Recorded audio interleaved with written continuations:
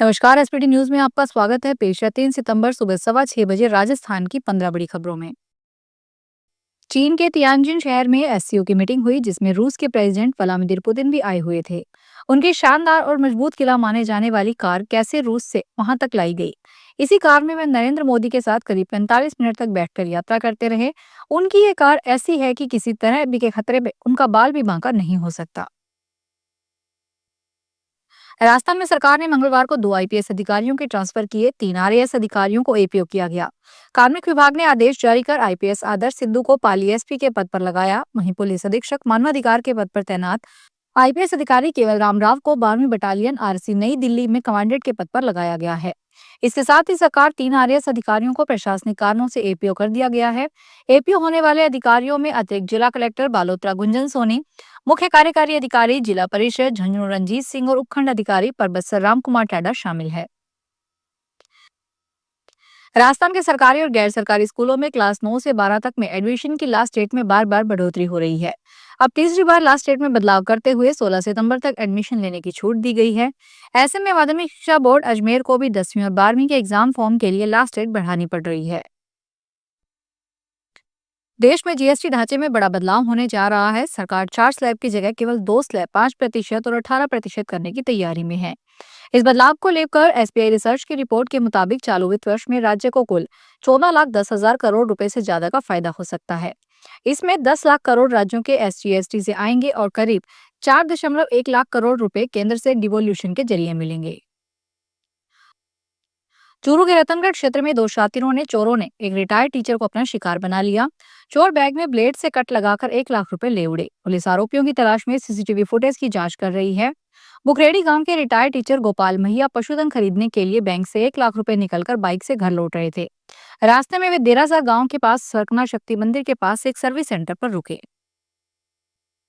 कांग्रेस के राष्ट्रीय महासचिव सचिन पायलट ने वोट चोरी के मामले पर कहा, हम लोग राजस्थान में एक एक सीट का अध्ययन कर रहे हैं।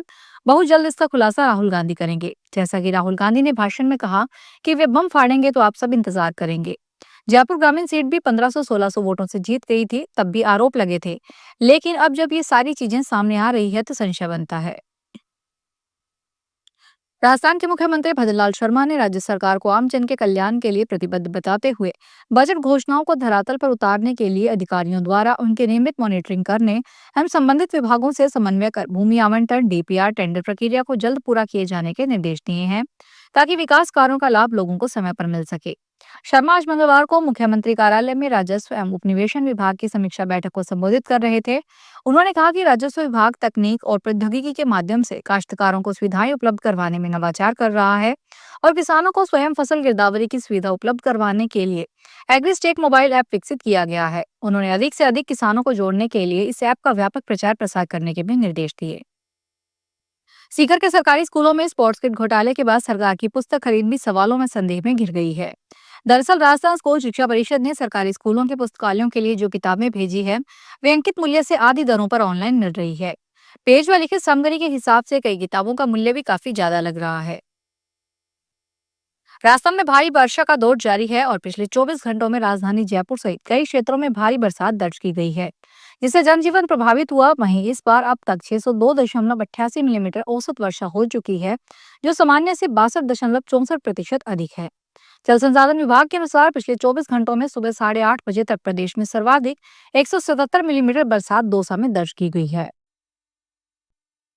राजस्थान के सूरतगढ़ से सटी घग्गर नदी में बाढ़ की आशंका को लेकर प्रशासन अब पूरी तरह अलर्ट मोड पर आ गया है। एक दिन पूर्व एसडीएम की बैठक के बाद मंगलवार को विभिन्न विभागों के अधिकारी नाली बेड एरिया के बंदों और बहाव क्षेत्र का जायजा लेते नजर आए। स्वयं एसडीएम भरत जयप्रकाश मीना ने तहसीलदार विनोद कड़वासरा के साथ रंगमहल गांव में पहुंचकर वर्ष 2023 में टूटे बांध के स्थान का निरीक्षण कर सरपंच विजय सिंह ताखड़ से मौजूदा स्थिति की जानकारी ली। वहीं नई और पुरानी बारिका के बंदों का भी निरीक्षण किया।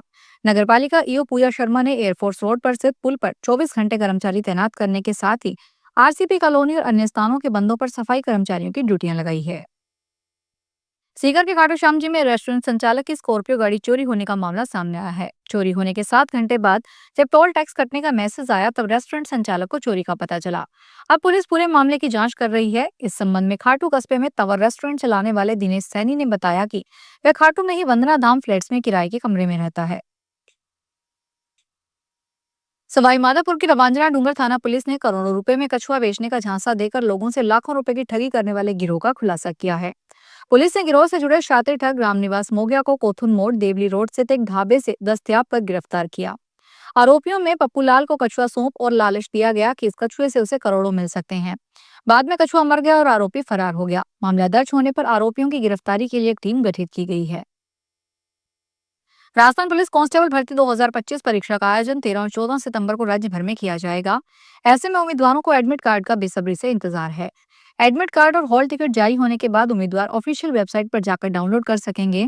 आमतौर पर परीक्षा केंद्रों पर उम्मीदवारों द्वारा चुनी गई प्राथमिकताओं के आधार पर ही सीट आवंटित की जाती है।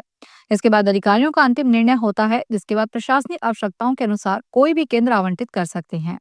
Rajasthan police admit card 2025 download करने के लिए उम्मीदवारों को लॉगिन क्रेडेंशियल, एसएसओ आईडी और पासवर्ड की जरूरत पड़ेगी। एडमिट कार्ड के बिना किसी भी उम्मीदवार को परीक्षा केंद्र पर प्रवेश नहीं दिया जाएगा।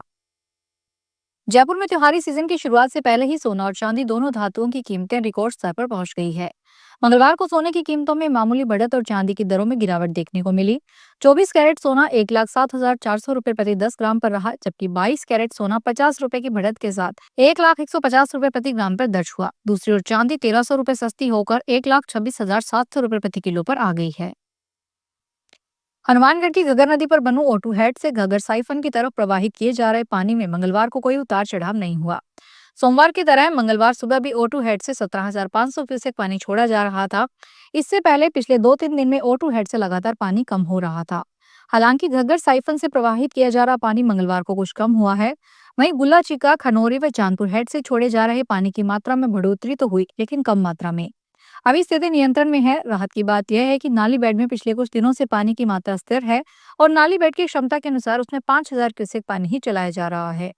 मंगलवार सुबह जारी आंकड़ों के अनुसार गुल्ला चिका हेड में 42,954 क्यूसेक, खनौरी हेड में 11,900 क्यूसेक, चांदपुर हेड में 13,400 क्यूसेक, ओटू हेड में 17,500 क्यूसेक, घग्गर साइफन में 16,072 क्यूसेक, नाली बेड में 5,000 क्यूसेक, आरडी 42 जीडीसी में 11,022 क्यूसेक, आरडी 133 जीडीसी में 5,800 क्यूसेक, एसओजी ब्रांच में 1,200 क्यूसेक, आरडी 158 जीडीसी में 5,750 क्यूसेक पानी प्रवाहित किया जा रहा था। तो ये थी राजस्थान की 15 बड़ी खबरें। अगर आपको हमारा बुलेटिन पसंद आया हो तो वीडियो को लाइक करें, अपने दोस्तों से शेयर करें और चैनल को सब्सक्राइब करना ना भूलें। फिर मिलेंगे नई खबरों के साथ। धन्यवाद।